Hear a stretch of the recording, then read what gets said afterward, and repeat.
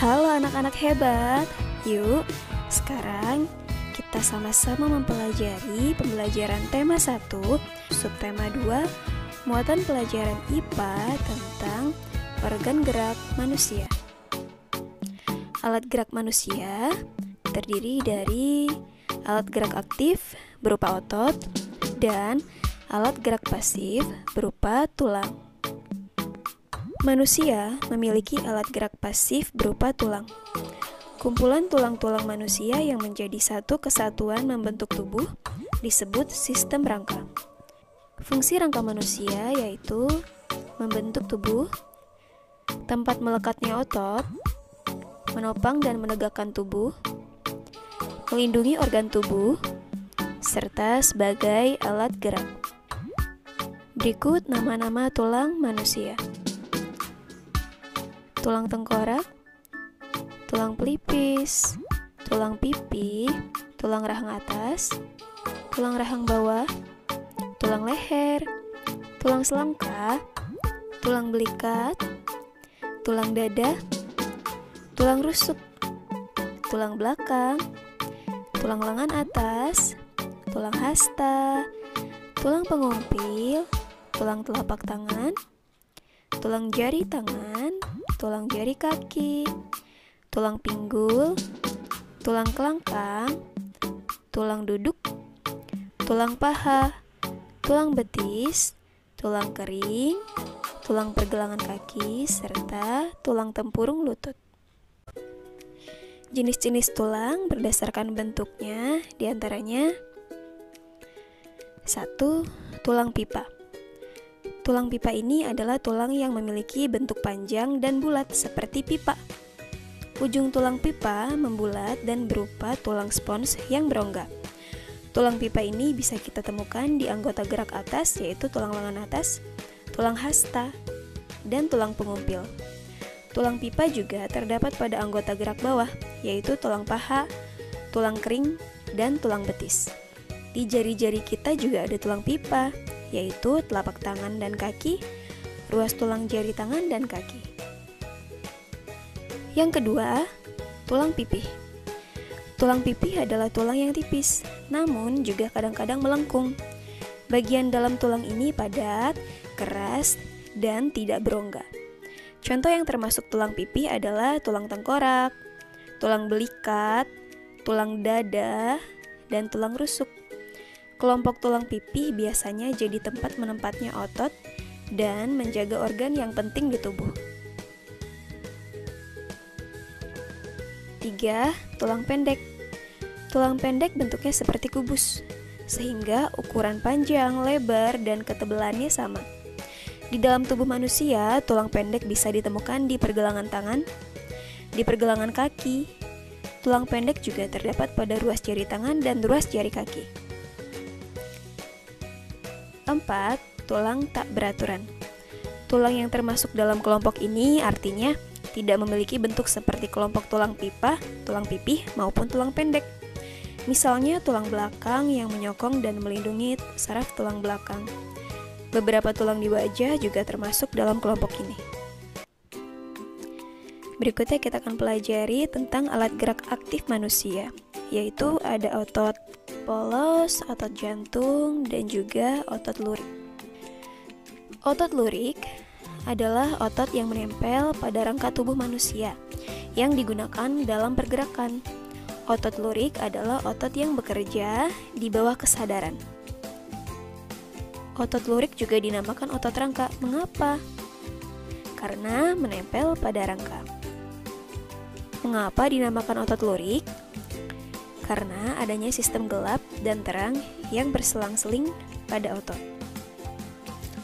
Ciri-ciri otot lurik diantaranya bentuk silindris dengan garis gelap terang, bekerja secara sadar dengan perintah otak, melekat pada rangka, bekerja secara sadar dengan perintah otak, mempunyai pigmen mioglobin atau pigmen yang memberikan warna merah pada otot, inti sel yang berada di tepi, cepat dan mudah lelah, serta bentuk yang panjang dan memiliki banyak inti sel atau multisel.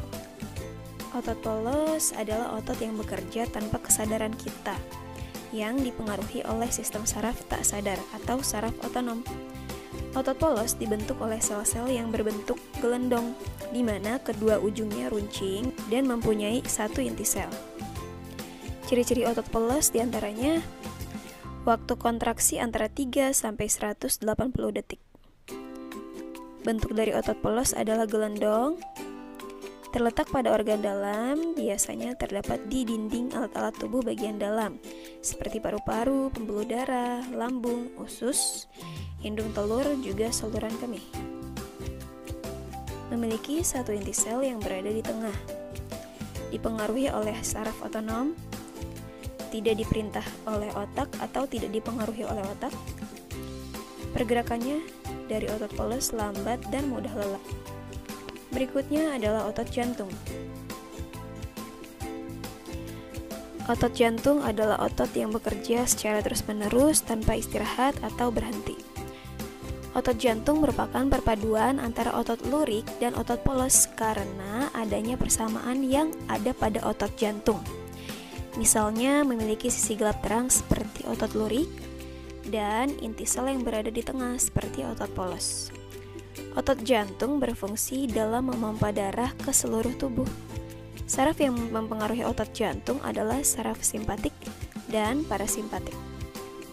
Ciri-ciri otot jantung diantaranya berbentuk silindris, memiliki percabangan, terletak pada jantung, memiliki satu inti sel yang berada di tengah, bekerja tanpa kesadaran manusia, serta bekerja terus-menerus dan tidak membutuhkan istirahat.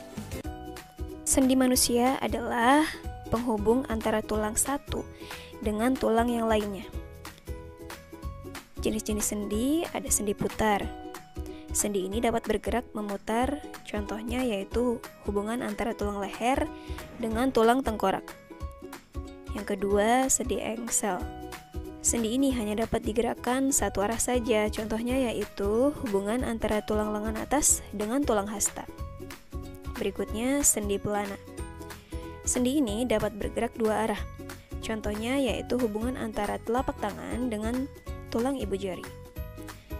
Berikutnya, sendi luncur atau sendi geser. Sendi ini dapat bergerak menggeser saja, contohnya yaitu pada tulang-tulang pergelangan kaki. Sendi kondiloid yaitu sendi yang dapat digerakkan ke samping dan maju mundur, akan tetapi tidak mengitari poros. Contoh sendi kondiloid ini terdapat pada telapak tangan. Terakhir, sendi peluru. Sendi ini dapat bergerak ke semua arah, contohnya yaitu hubungan antara tulang panggul dengan tulang paha. Untuk menjaga kesehatan alat gerak, terdapat beberapa cara. Di antaranya, meringankan nyeri otot, misalnya menggunakan krim khusus otot untuk menimbulkan rasa hangat sehingga otot menjadi lebih rileks. Yang kedua, melakukan peregangan. Lakukan beberapa gerakan peregangan sebelum dan sesudah melakukan aktivitas tertentu.